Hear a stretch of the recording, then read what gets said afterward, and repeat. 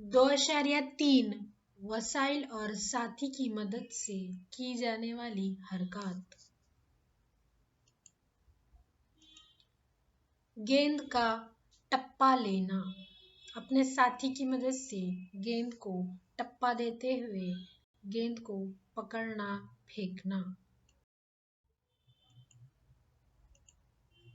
जमीन पर बॉल को बार बार ढकलते हुए खेलना, जिस तरह तस्वीर में दिखाया गया है।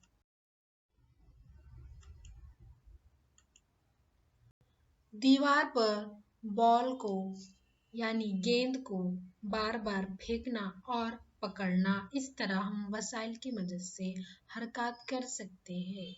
आप भी अपने घर पर या स्कूल में जरूर करें। गेंद को पैरों से ढकेल कर ले जाते हुए हरकत करना, अपने साथी की मदद से पैर से गेंद को फेंकना। गेंद को पैरों से जोर से मारना यानी किक मारना। हम इसे आम जबान में फुटबॉल भी कह सकते हैं।